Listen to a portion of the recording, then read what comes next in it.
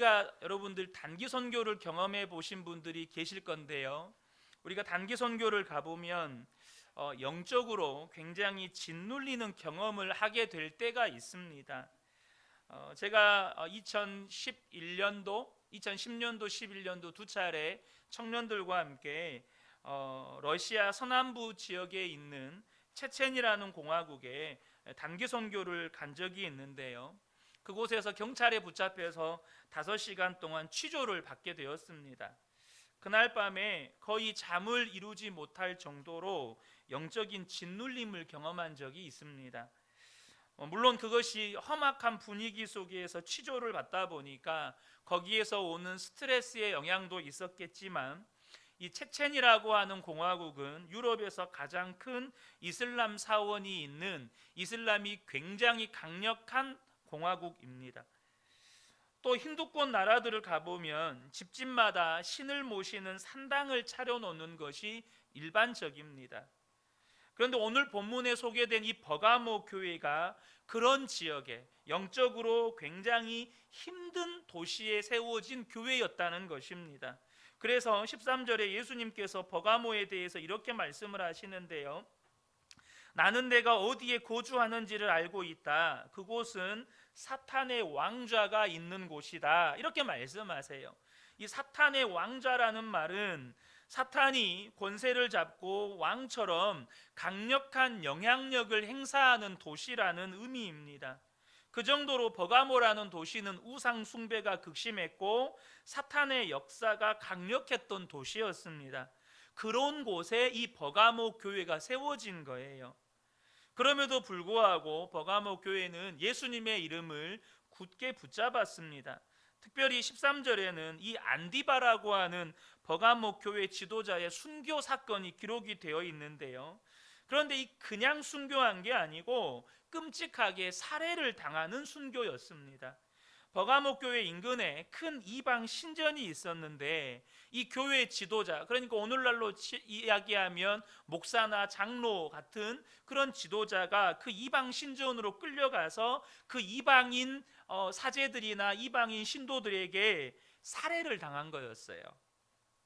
그런 끔찍한 사건이 버가모에서, 이 버가모 교회에 있었습니다. 그럼에도 불구하고 그들은 신실하게 믿음을 지켰습니다. 13절 하반절 보면요, 그렇지만 너는 내 이름을 굳게 붙잡고 또 내 신실한 증인인 안디바가 너희 곁 곧 사탄이 살고 있는 그곳에서 죽임을 당할 때에도 나를 믿는 믿음을 저버리지 않았다. 여러분, 우리 그은혜교회 주변에 막 절이 있고 무슨 무당들이 이렇게 굿하는 곳이 있고 사방이 대나무와 풍선 무슨 깃발 꽂혀 있는 그런 무당촌이고, 그런데 제가 붙잡혀 가서 죽임을 당했어요. 뭐 상상할 그런 일이 일어나지도 않겠지만, 여러분, 그럼에도 불구하고 우리 그은혜교회 모든 성도님들이 믿음을 지켜가시는 복된 분들 되시기를 축복합니다. 그런 교회가 이 버가모 교회였습니다. 그런데도 이 버가모 교회는 예수님께 책망을 받습니다. 그 첫 번째 이유는 뭐냐면 발람의 교훈을 따르는 자들을 용납해 준 거예요. 14절에 그러나 나는 내게 몇 가지 나무랄 것이 있다. 너희 가운데는 발람의 가르침을 따르는 자들이 있다라고 말씀합니다. 여러분, 발람 선지자가 어떤 인물입니까? 모압 왕 발락이 이스라엘을 저주해 달라고 발람 선지자에게 사신들을 보내죠. 이 발람 선지자는 재물이 탐이 나서 이스라엘을 저주하려고 했으나 하나님께서 그것을 막으십니다. 그러자 발람이 꾀를 내요. 내가 저주할 수는 없지만 하나님이 저 이스라엘을 무섭게 징계할 수 밖에 없도록 계책을 이 발락 왕에게 내놓습니다. 그게 뭡니까? 이스라엘의 남자들을 타락시키는 거였습니다. 그래서 발락 왕이 모압 여인들을 이스라엘 지파들에게 보내가지고 이스라엘 남자들을 유혹하게 했고, 이 이스라엘 남자들이 모압 여인들의 유혹에 넘어가서 모압 사람들이 섬기는 신전에 가서 모압 신을 섬기고 그곳에서 제사 지내고 그곳에서 음행을 저지릅니다. 이에 하나님께서 진노하셨고 이스라엘에게 무서운 진노를 내리시죠. 이 발람의 교훈을 따랐다는 말이 무슨 말입니까? 하나님을 믿으면서도 여전히 우상 숭배하고 탐심을 버리지 못하고 음란의 죄를 짓고 사는 것을 말하는 것입니다. 두 번째는 니골라당의 가르침을 따르는 자들을 용납한 거예요. 15절에 보면 이와 같이 내게도 니골라당의 가르침을 따르는 자들이 있다. 이와 같이라는 표현을 보면 니골라당의 가르침을 따르는 자들도 발람의 교훈을 따르는 사람들과 비슷한 무리들이었던 것 같아요. 많은 성경 주석가들은 이 니골라당을 영지주의자들이라고 해석합니다. 이 영지주의자들은요, 사람에게는 영혼과 육이 있다고 믿고 영혼은 너무너무 중요한 것인데 육신은 하찮은 것이라고 생각을 합니다. 그래서 영혼이 구원받았다면 육신은 아무렇게나 살아도 상관없다고 주장하는 무리들이었어요. 교회 안에 일어난 이단들이죠. 요즘으로 말하면 구원파와 아주 비슷한 교리를 가지고 있는 겁니다. 이미 구원받았으니까 어떻게 살아도 다 구원받는다는 거예요. 그런데 오늘날 이런 생각으로 예수를 믿는 성도들이 많은 게 문제라는 겁니다. 교회는 다녀요. 하지만 살아가는 삶의 모습은 세상 사람들과 구분이 없어요. 방탕하게 살면서 술도 마시고 성매매도 하고 혼전 순결은 아예 지킬 생각도 않고 부부 사이에 정절도 지키지 않고 사업을 한다고 하면서 온갖 불법을 행하고 노동자들의 임금도 착취하고 거짓말로 속이고 점도 보고 사주도 보고 그러면서 또 교회도 다녀요. 아무나 내 기도에 응답해 주라고. 하나님이 응답해 주든 부처님이 응답해 주든 뭐 알라가 응답해 준 아무나 응답해 주면 된다는 거예요. 이런 사람들이 발람의 교훈과 니골라당의 가르침을 따르는 사람들입니다. 물론 버가모 교회 성도 전체가 그랬던 것은 아닙니다. 문제는 버가모 교회가 그런 성도들을 용납해 주었다는 거예요. 그들을 가르치거나 또 돌이키거나 치리하려고 하지 않고 그냥 좋은 게 좋은 거지, 그럴 수도 있지 하고 그냥 품고 함께 갔다는 거예요. 여러분, 교회가 발람의 교훈을 따르는 이들을 용납하는 문제는 굉장히 두려운 일입니다. 왜 그렇습니까? 모든 성도들이 신앙이 그렇게 변질되는 날이 금방 오기 때문이에요. 발람의 교훈을 따르는 일, 탐심을 갖고 음란한 일을 행하고 우상 숭배를 하고 세상의 성공과 부요함을 추구하는 것은 여러분 교회 안에 급속하게 퍼지게 되는 겁니다. 주님은 버가모 교회에게 회개하고 돌이켜야 한다고 하면서 무서운 경고를 하십니다. 16절에 보면 그러니 회개하여라. 만일 회개하지 않으면 내가 속히 너에게로 가서 내 입에서 나오는 칼을 가지고 그들과 싸우겠다라고 말씀하세요. 하나님이 싸우시겠대요. 그 발람의 교훈과 니골라당의 교훈을 따라가는 무리들과 하나님이 싸워버리겠다는 거예요. 하나님과 싸워서 이길 사람이 있습니까? 하나님과 싸워서 이겨보겠다고 몸부림쳤던 대표적인 인물이 있습니다. 누굽니까? 애굽의 바로예요. 계속해서 모세를 통해서 내 백성을 보내라고 말하는데 하나님 한번 대적해 보겠다고 그렇게 난리를 쳤습니다. 어떻게 됩니까? 자기 백성 다 죽입니다. 자기 아들도 죽습니다. 다 죽는 거예요.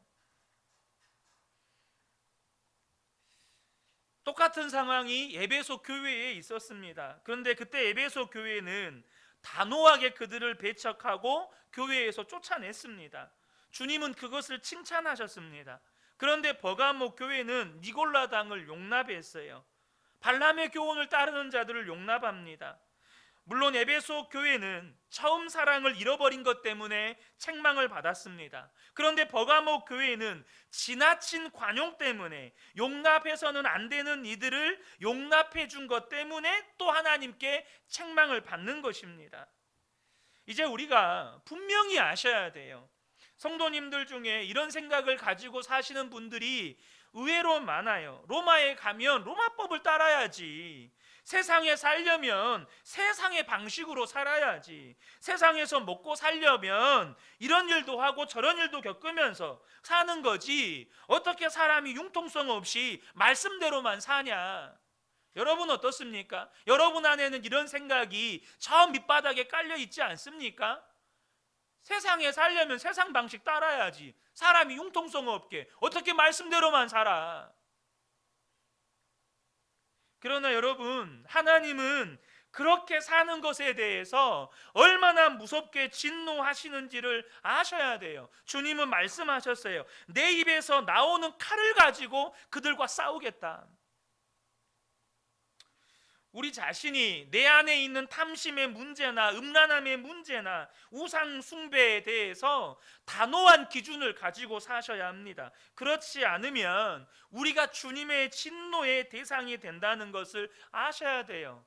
우리가 절대 세상과 짝하지 말라는 거예요.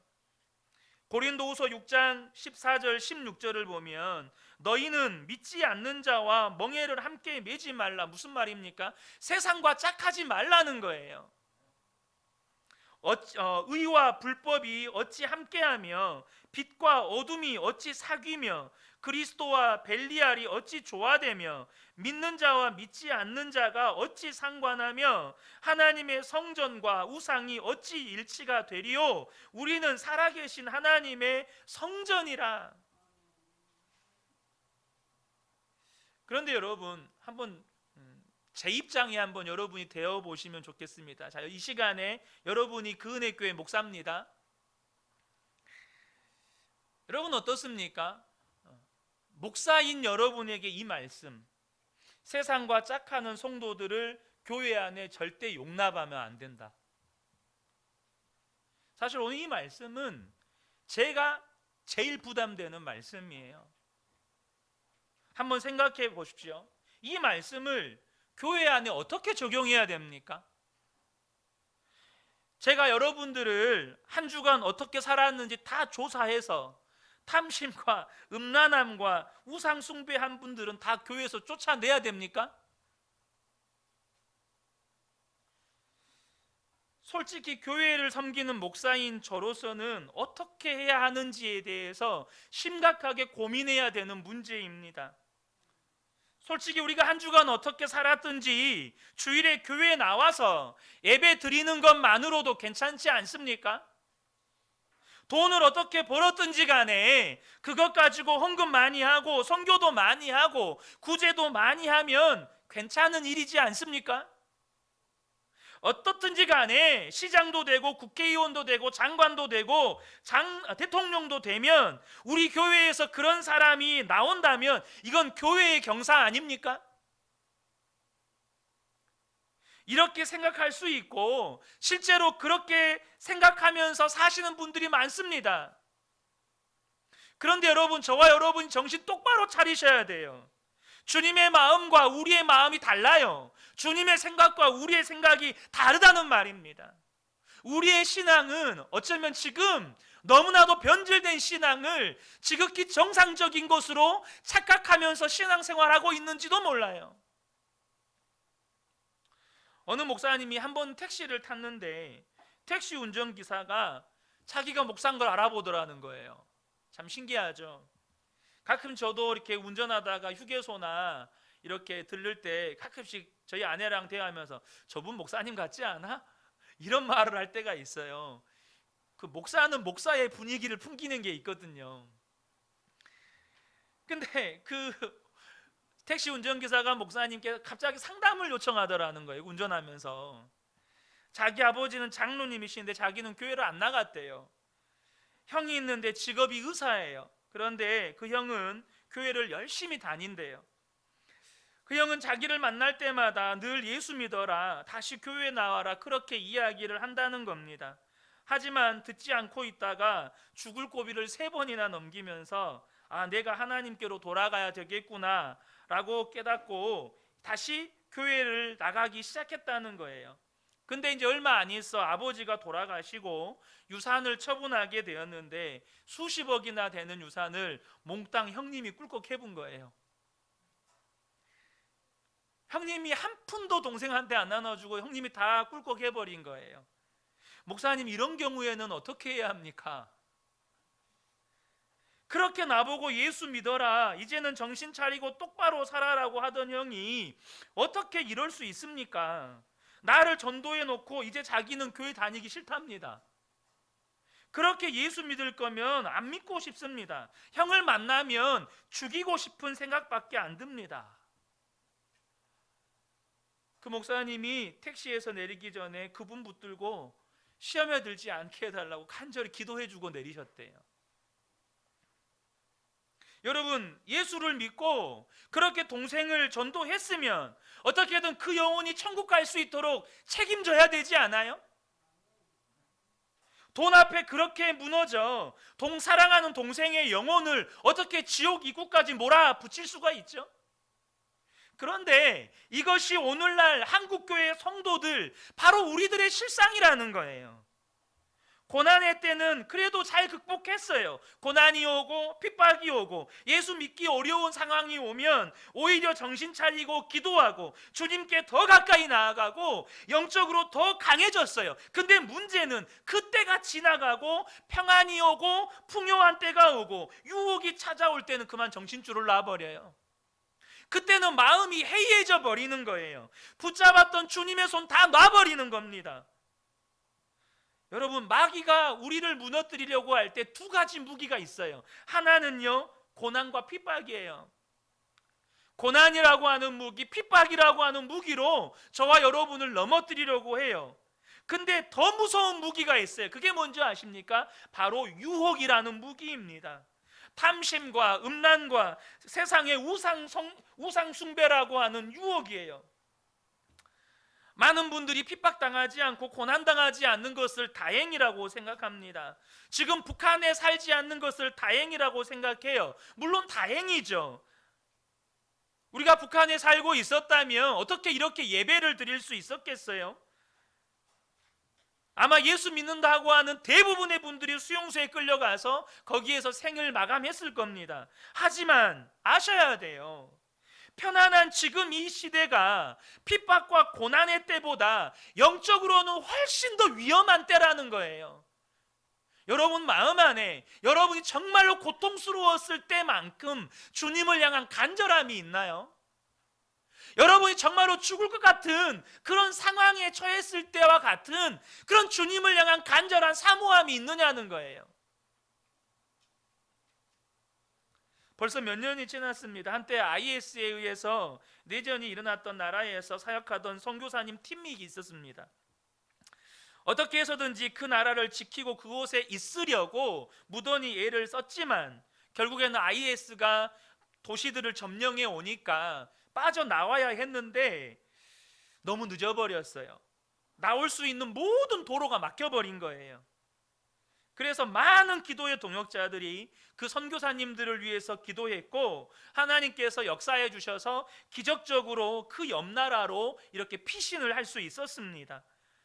근데 그 선교사님 가운데 한 가정이 잠깐 한국을 다녀가셨는데 그 선교사님에게 중동에 있는 선교사님들로부터 계속 문자가 온다는 거예요. 근데 그 문자의 내용이 뭔지 아세요?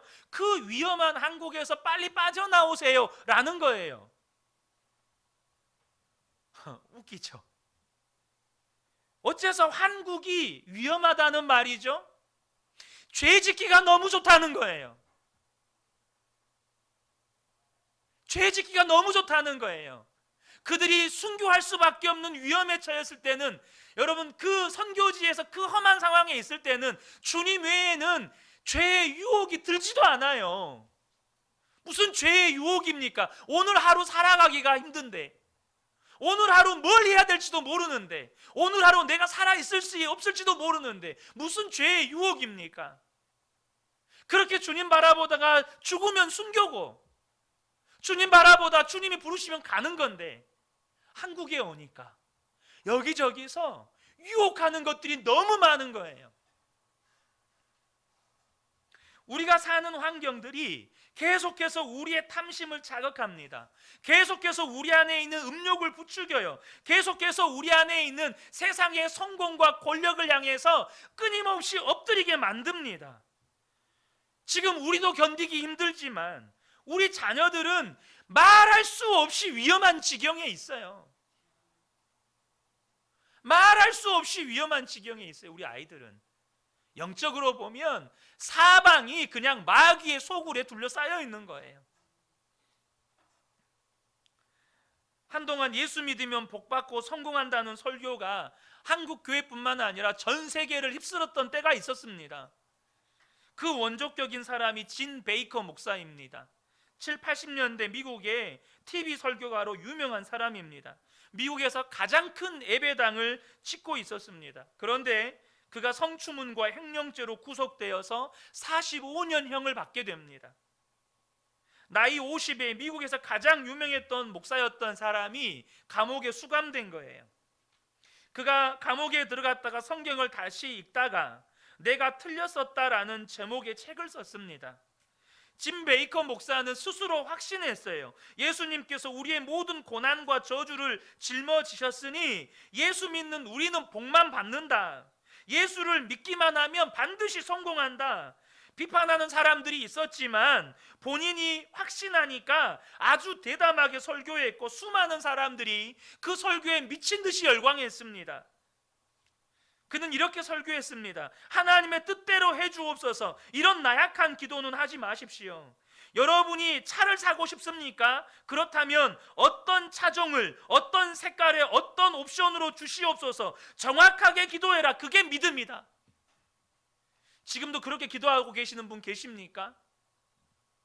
내가 이런 직장을 가기 원합니다. 연봉 얼마에? 적어도 이런 조건에 제가 사업을 하면 하나님 연봉 10억이 20억은 벌어야 되지 않겠습니까? 감옥에 가서 성경을 다시 읽어보니까 예수님의 가르침과 예수님의 삶과는 완전히 반대로 살아왔고 완전히 반대로 가르쳤다는 것을 깨달은 거예요. 그는 정말로 비참한 마음으로 자기 자신이 잘못된 것을 그 책 속에다 썼습니다.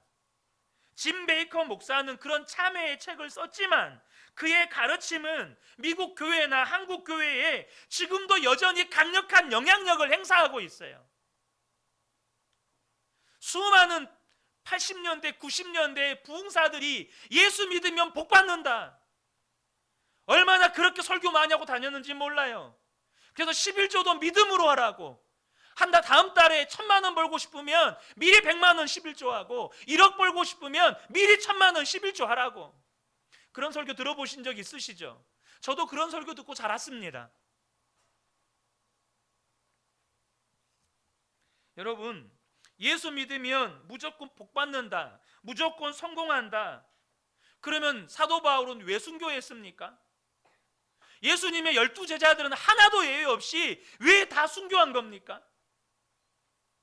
오히려 황제의 제일 측근들이 돼가지고 세상에서 떵떵거리며 살아야지. 도대체 왜 그렇게 된 겁니까? 여러분, 이런 가르침을 조심하셔야 돼요. 그런 가르침이 우리 그은혜교회와 한국교회를 버가목교회와 같은 교회로 바꾸어 버리는 무서운 교훈이에요.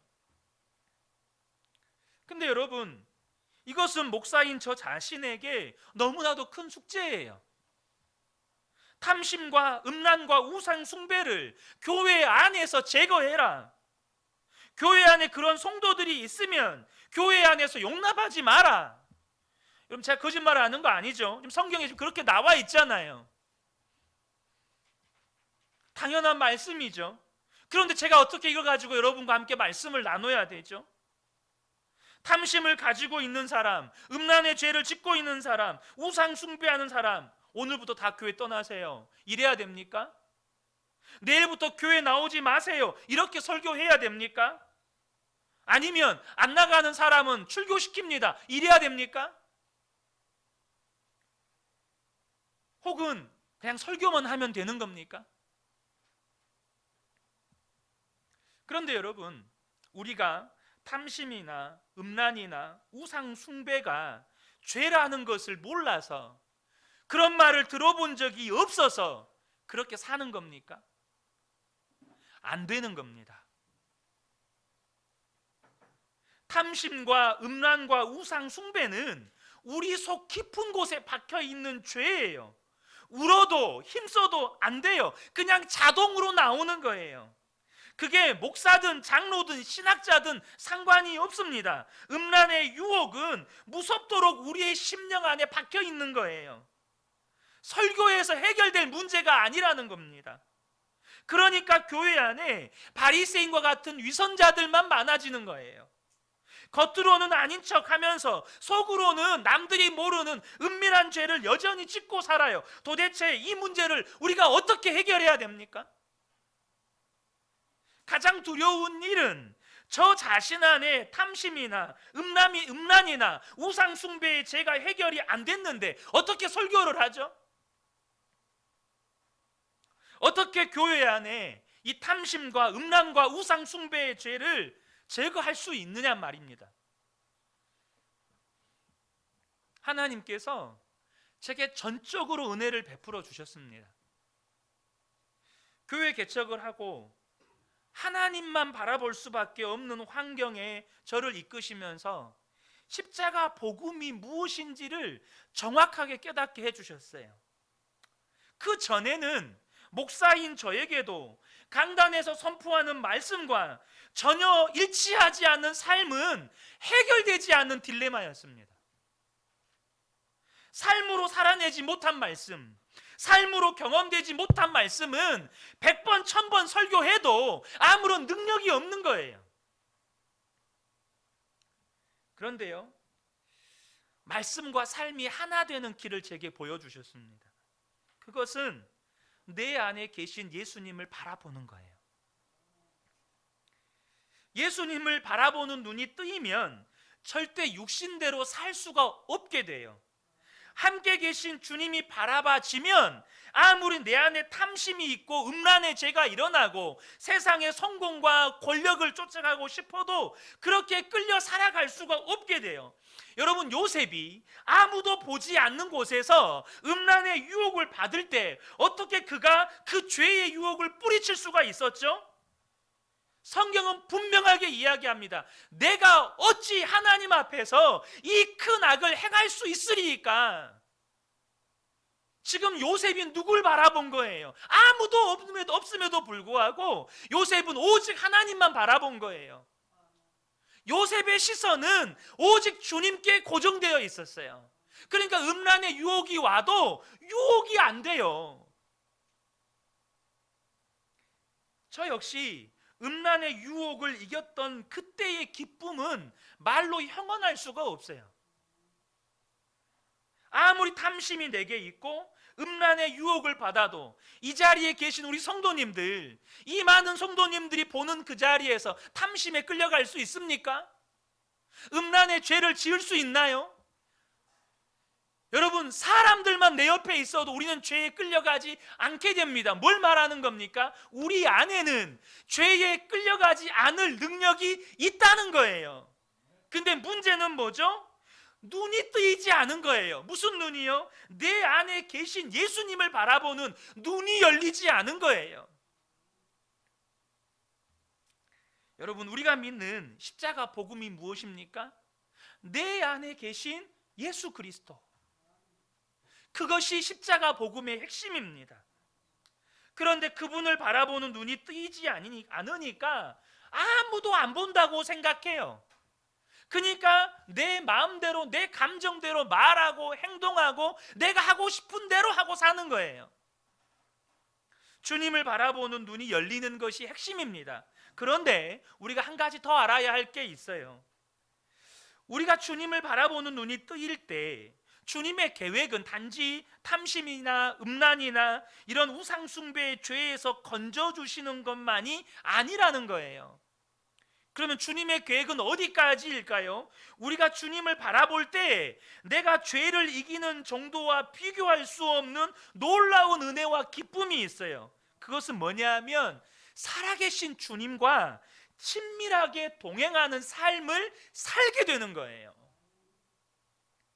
이것은 단순히 죄를 이기는 것과 비교할 수 없는 은혜예요. 주님과 친밀하게 동행하는 삶.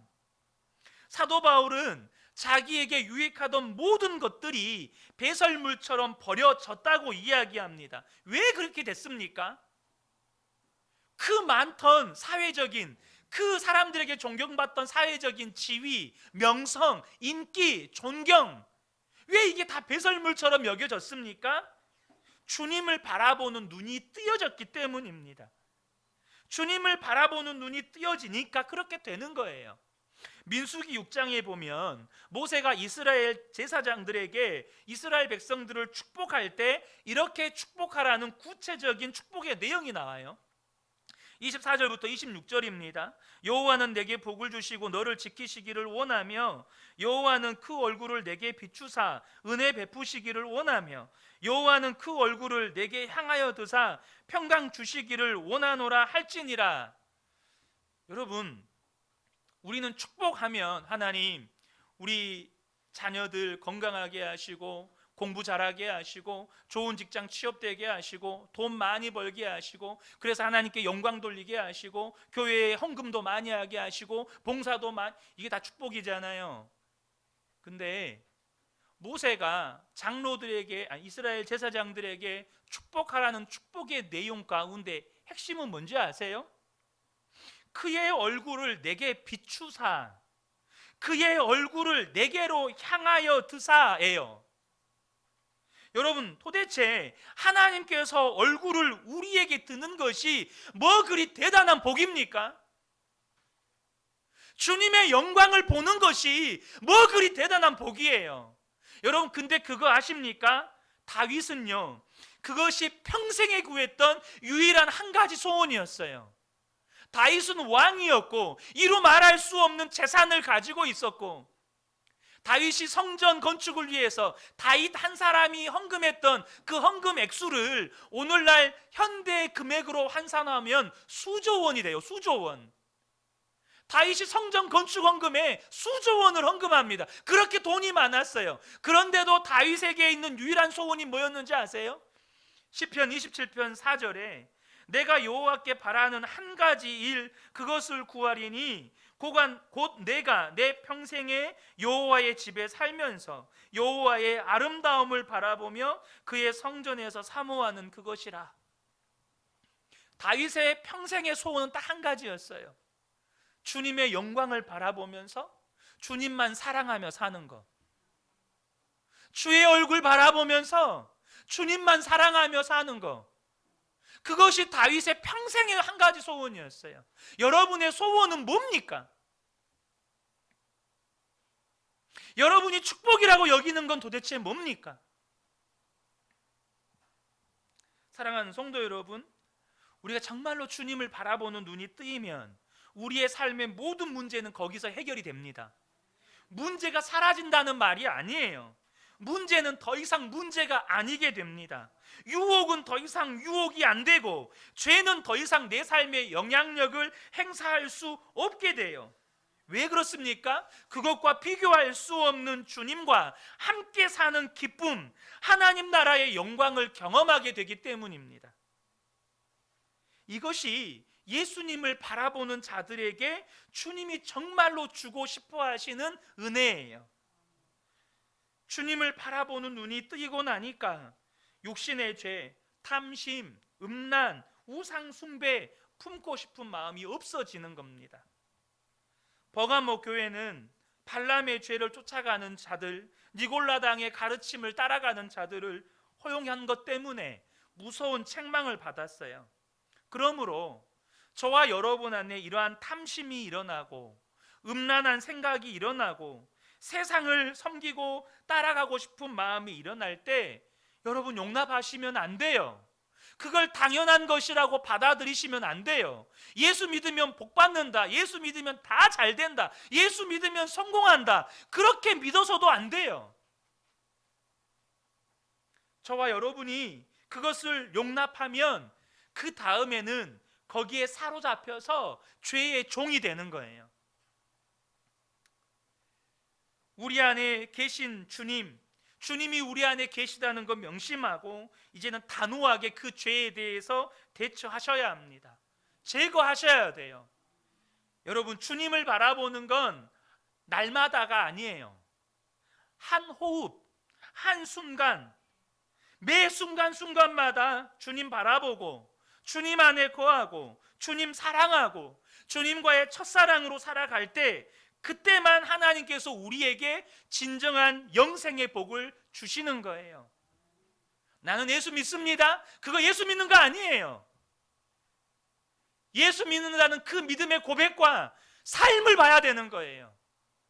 내게 여전히 주님을 향한 첫사랑이 있고 주의 말씀대로 살아가는 삶의 믿음의 순종이 있고 내 삶의 거룩함과 순결함이 있고 예수님을 따라가는 주님과의 동행이 있을 때, 그게 예수 믿는 거예요. 오늘 말씀의 결론, 요한계시록 2장 17절 말씀을 우리 한 목소리로 읽었으면 좋겠습니다. 우리 같이 읽겠습니다. 귀 있는 사람은 성령이 교회들에게 하시는 말씀을 들어라. 이기는 사람에게는 내가 감추어둔 만나를 주겠고 흰 돌도 주겠다. 그 돌에는 새 이름이 적혀 있는데 그 돌을 받은 사람 밖에는 아무도 그것을 알지 못한다. 아멘. 죄에 이기는 사람이 진정한 승리한 사람이고, 그렇게 죄에 승리한 사람에게만 하나님은 감추어둔 만나, 흰 돌, 영생을 주시겠다고 말씀하시는 겁니다. 죄의 유혹에서 승리한 자가 여러분 진짜 예수 믿은 사람들이에요. 이 은혜가 우리 모든 성도님들에게 충만하게 부어지시기를 예수님의 이름으로 축복합니다. 아멘.